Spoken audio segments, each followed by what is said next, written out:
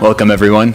Our second presentation comes from Adam Griffith, a PhD student in the Center for Applied Geographic Information Science at UNC Charlotte. Griffith's work explores the imminent crises of shoreline erosion in the context of sea level rise and the economic, environmental, and social costs of different policy responses to it. Shoreline erosion implicates social sustainability from multiple angles. Our beaches and shorelines are natural habitats, buffers from a rising and unpredictable environmental hazard, critical economic resources, and sacred spaces. Preserving them, or opting not to preserve them, is a highly political issue that cuts across multiple levels of governance. Who should pay for preserving a beach? Who benefits? Who incurs the highest cost?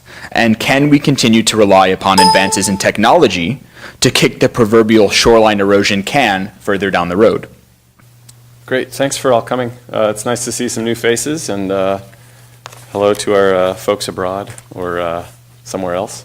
I'll be talking on a somewhat controversial issue to some people.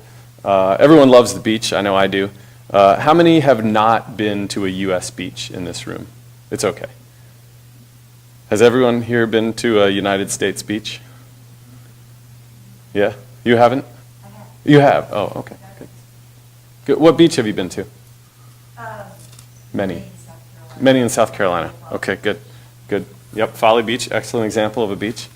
Well, I am going to apologize if I offend anyone with my talk. Sandy beaches are an absolutely beautiful thing. But in this country, we've chosen to protect the houses and the buildings on the beach instead of the beaches themselves. So beaches are places where dynamic geologic processes occur, but we don't necessarily like that to happen all the time. I took this picture after Hurricane Sandy in New Jersey, where a lot of the rebuilding is happening in the exact same way that it was before the disaster struck. So I'll be using the Planner's Triangle by Scott Campbell to evaluate the sustainability of beaches. And my question is, are current U.S. beach management practices sustainable? So I'll be looking at the environmental issues, the economic issues, and issues of equity. I don't think I need to convince people in the room about the problems of sea level rise. North Carolina stands to lose quite a bit of coastal land. And the IPCC for Policymakers summary, which is a little less daunting than the 500-page IPCC report, came out a couple of years ago with some updated numbers, and they've increased the slope of the curve and raised the level of sea level rise estimates. So the picture isn't that great. But there is an upside. Pretty soon, people will have coastal front property that never did before. The top comic is from the Miami Herald, and I think it's basically appropriate. And I'll show you some numbers. I'll be focusing on the economics of the issue, since money speaks louder than words in a lot of situations. There are three basic strategies for dealing with sea level rise. These are outlined by Kowski. Adaptation, which is occurring in some places where we lift homes or elevate roadways. Miami is an example where they're elevating roadways. And lifting homes makes sense in a lot of areas. I did witness this actually in New Jersey when I was up there after Sandy. Protection is what we've chosen as almost the de facto policy in this country, without a whole lot of discussion in some situations. This includes hardened beach structures such as seawalls, shore perpendicular structures such as jetties or groins, and there's a whole host of engineering features that some of you may actually be more familiar with than I am. But chances are when you're at the beach and you see some submerged man-made object out there, it was at one time an engineering structure that they thought would be protecting something, and it probably did for some period of time. Soft structures are becoming a lot more popular. This includes beach nourishment, where sand is pumped up onto the beach. as well as constructed wetlands or reefs, which are regaining popularity.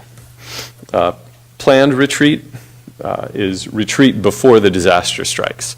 And we have not witnessed a single example of this that I'm aware of in the United States. Shishmaref, Alaska is the one possible argument that I'm aware of. At great cost, they moved part of a town, but the residents themselves are divided over whether to go or stay.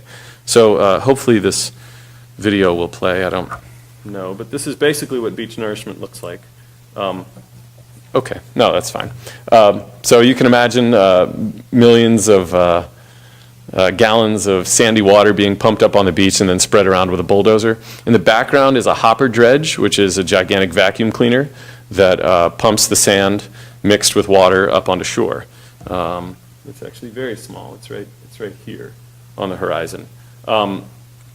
This occurs all over the United States. A lot of people are unfamiliar with the fact that we nourish our beaches, and the difference between a nourished beach and a non-nourished beach is sometimes not discernible. When you walk out there and ask people, is this an engineered beach or is this a natural beach, it's not possible to tell the difference. Now I'm scared. Sorry, I've got it. Oh, you've got it. Oh, I'm not scared. Okay. No. It's pretty exciting. I don't know if we'll get sound. Oh, that's fine. Yeah. Sandy water. What did I tell you? They do this in the winter a lot of times. It's not very attractive. It doesn't really help the tourism industry when large sections of the beach are closed. Thank you. That's fine. The alternative to nourishment, which is not, we don't have a whole lot of information about in terms of a specific example, is called retreat. And we'll see if my advanced slide on retreat works. I'm not sure if it will. But, yeah, it will. So this is a coastal town in coastal USA. And my former colleague, Andy Coburn at Western Carolina University, spent a fair amount of time putting this slide together, so I'd like to give him credit. Western Carolina University has a place called the Program for the Study of Developed Shorelines, where I worked for several years, and it's headed by a geologist named Rob Young. But Andy put together this great slide. First, we identify the houses that are closest to the beach, and then we identify places where they can go. We identify other homes that can be moved back, and perhaps some other homes that can be moved to different lots. And then we simply move them in advance of a disaster. This is to combat the daily pace of inexorable erosion that occurs at alarming rates in some of these areas. And what we have afterwards is a dynamic shore face where geologic processes can occur. And in the United States, the beach is a public trust. The area between the low tide line and the high tide line is public land. And you are legally allowed to be there despite what private beaches tell you. If you land in a sea kayak, you can hang out between the low tide line and the high tide line without fear of legal persecution. At least that's the principle that I rely on when I land on sandy beaches. So just to look at this, this is what the beach looked like before, and this is what the beach looked like after. It's pretty dramatic. All the houses are there. They've simply relocated some of them to lots that were available. And if you've been to lots of U.S. beaches, there are very often real estate lots for sale with insanely high prices, and you scratch your head and think they'll never get $500,000 for that, and they may not. A big storm may come and wipe out that section of land before they can sell it. In some cases, they do get it, though, so it's a gamble. Looking at Robinson's framework, we've got two options, right? We can look at a technological fix or a value change. And value changes are incredibly difficult compared to technological fixes. We like things to stay the way that they are. As a general rule, I like things to be where I left them when I come home. Very often my cat has other plans, but if we evaluate using the planner's triangle, and I'll come back briefly to the technological fix versus the value change, but I think this is incredibly difficult to have a large group of people undergo a value change. So I'll be looking at the environment, the economics, and the equity. I'll spend the majority of the time on the economics of it. Regarding the environment, there's a lot of research around this. In the 60s and 70s, the tendency was to build seawalls. The prime example is the state of New Jersey. Geologist Orrin Pilkey has called this the New Jerseyization of our shorelines. And when you build a seawall, the beach goes away. And there have been countless studies out about this. Complete habitat loss, reduced species abundance, reduced numbers of overall organisms, and species diversity goes down. Some research is coming through, particularly out of England, where they call it managed realignment. Managed realignment is where formerly wetland areas, areas that were drained intentionally have been allowed to refill with water. So they've simply removed those barriers. They've noticed increases in plant biodiversity as well as fish biodiversity and overall organismal numbers as well. So the early data coming in from managed realignment, which is similar to retreat, would be positive. That's really all I'm going to say about the environment. I think that the argument for moving houses out of an area and allowing the natural environment to take over intuitively lends itself to a higher environmental value. The economics, the data I'll be showing are from the Program for the Study of Developed Shorelines. It's extremely expensive, and the Army Corps of Engineers uses economic models to justify their actions. They haven't always been very responsible in how they've applied those models. The Government Accountability Office has found some problems with the Army Corps of Engineers math. Retreat has higher short-term costs. However, over longer periods of time, it can be beneficial. That's a typo on my, this word here should be increased benefit over time. So we'll just move on there. These are pictures of a beach nourishment that I took on Tybee Island in Georgia back in November. They're on about a 7-year nourishment cycle. Each beach has its own nourishment cycle. If the erosion becomes worse, they simply accelerate the cycle and apply for emergency funds. The funding is generally 60% federal, 30% state, and 10% local, meaning that this beach nourishment project cost $20 million. The local officials would only chip in $2 million to get about 1 million cubic yards of sand placed on their beach in this situation. They do this during the winter, and this is representative of what's been happening in this country since about 1950. The beach nourishment viewer shows us some amazing data, and last night I went through and totaled the total cost of all the beach nourishments. I didn't look at the total number, but we'll just pull out an example from North Carolina here of Wrightsville Beach. Perhaps some of you have been there.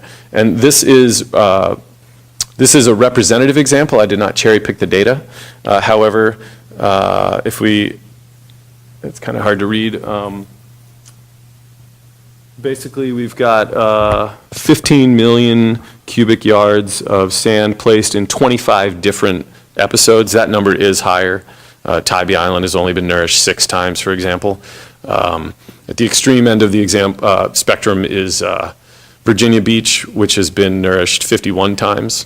They nourish it every year now. That's how bad the erosion is there. There's also a couple $1 billion of infrastructure there with a Navy shipyard that they have a vested interest in. So it's kind of hard to move a shipyard with a dry dock. When we look at the economics of Wrightsville Beach, the costs are going up over time, and the amount of sand you're getting is going down. The slope of those lines are going the wrong way. And I don't know how much longer we can continue this. The nourishment expenditures nationally have been increasing similar to sea level rise. This was pretty amazing. And This graph actually doesn't have all the sandy data in it. I went through and I totaled the cumulative cost of nourishing all the beaches in our country in 2014 dollars, based on the Program for the Study Developed Shorelines database. Florida is far and away the worst state. They've spent $2.25 billion on this. New Jersey comes in at $1.5 billion, and Louisiana's there at $1 billion. So cumulatively, we've spent about $7.6 billion on nourishing our beaches. And we've basically become addicted to this. We don't really know what else to do. So we're continuing to do the same thing. To me, this fits the description of insanity, doing the same thing over and over again and expecting a different result. Winston Churchill said, "Never let a good crisis go to waste." And I think each time we nourish a beach, we're actually perhaps letting a good crisis go to waste. I don't think that retreat is appropriate for all situations. Obviously, New York City and Miami and Louisiana, New Orleans are going to stay where they are. However, North Carolina with 325 miles of beach, many of it on the Outer Banks, I think are a prime example of a place where strategic retreat would make perfect sense. The National Flood Insurance Program is $24 billion in debt. That's basically because of Sandy and Katrina. The equity at all spatial scales is very difficult to justify. The people that live directly in front of the nourishment project benefit the most, and those further back do not. The spatial scales of analysis vary greatly from study to study and are oftentimes incomparable. The equity issues of retreat are largely unknown, so we're really not sure how that would impact folks. If they linked incentives for retreat to income levels, that might be troubling, or home values, that might be troubling, but perhaps they could make the slope of the line go the other way. So in my literature review and initial assessment, I've basically determined that retreat is a great option in terms of all three of these, and that protecting the beaches is not the best option. So I'm going to wrap things up and close with my suggestion for a value change. A lot of the beaches here, particularly on the Outer Banks, are enormous. I've stayed in 5-bedroom, 5-bath mansions out on the beach. When I was a kid growing up, going to Ocean City, Maryland, excuse me, we stayed in a tiny little cottage. It was about 800 square feet. There were 2 bedrooms and 1 bathroom. It never was moved, but it could be moved. And it wasn't directly on the beach. This is the Wangapusi hut, I think is what it's called. It's these New Zealand architects that designed this thing that you can drop off a barge or tow it into place with a tractor, and collects rainwater. It's a cute little bungalow, almost. And on the right, we have a picture of a house on the Outer Banks being moved out of harm's way. So I think I'm going to stop there, and thank you for your attention.